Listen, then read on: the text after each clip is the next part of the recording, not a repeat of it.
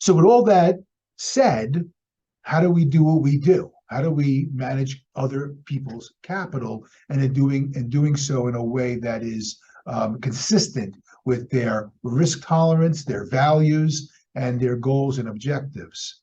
Well, again, let me just start off with this one because this is key. We do not subscribe to perhaps the hedge fund model that says all in, all out, we're traders and we're sort of speculators, we think. We're balancers.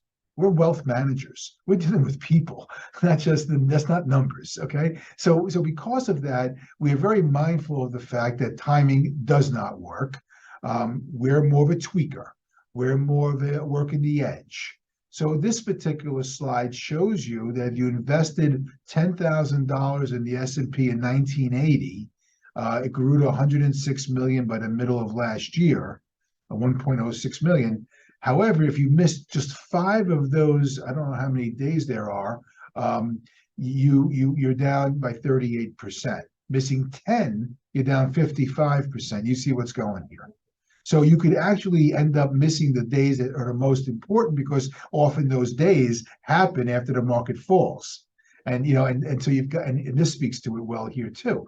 After every major bear market, look at the returns you get from trough, right? So oftentimes sellers sell near trough because they throw the towel and they capitulate. We're done. I can't lose anymore. And that's why we balance the portfolio to prevent the emotionality of getting so disgusted and so frightened that they say they capitulate.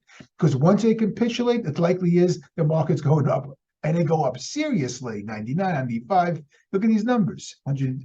So you have to be cognizant of this, and this is why we always have our favorite positions, our core portfolio, and then we work the edges around that portfolio. Markets are getting a little frothy, we'll pull in a little bit. Markets are being sold indiscriminately and are going down, we'll put some cash to work. That's the way you manage wealth. That's the way you're a good portfolio manager. This is a great slide because it shows me and should show you that the active investor, the stock picker, has a great opportunity right now because there's a wide dispersion between the best and the worst performing S&P sector. So if you do the homework, you're an independent thinker, you're always looking for more information, you find an opportunity, ergo energy a year and a half ago, best performing asset sector, and stay away from, say, technology because it's overdone and the multiples are too high to sales, as we've commented up-teen number of times in the last 3 years. By doing that, you could actually bring a lot of opportunity to the bottom line. So this is a stock picker's market. It's going back to fundamentals. The days of momentum and just throwing a dart, I think, are over for now. Stock pickers delight, fundamental analysis delight, opportunities for guys like us. How we are positioned. We're overweight cash. We've got to respect the volatility, guys. Use cash as markets gyrate to remain patient for the best price levels. We've got to have that capital. And the best part is we're getting a return on that cash for the first time in a year and a half. So nice, or years actually. So it's nice to have that cash there. Don't be afraid of it.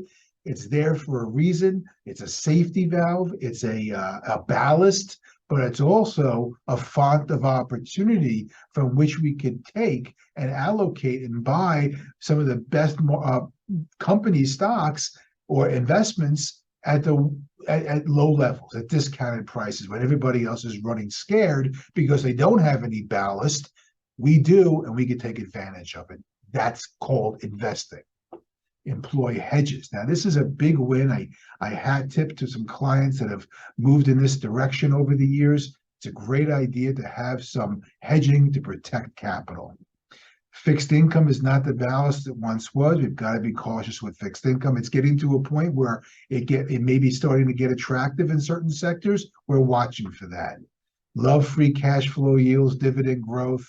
Love the inflation-centric real assets, infrastructure, resources, companies with pricing power. If its inflation call is right, We need to make sure we're investing in companies that are going to be able to raise their prices to combat inflation.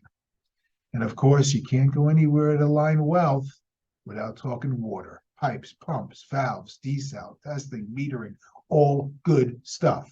You've been reading a lot about that, and water has certainly been a winner. We had some good news this week on that too.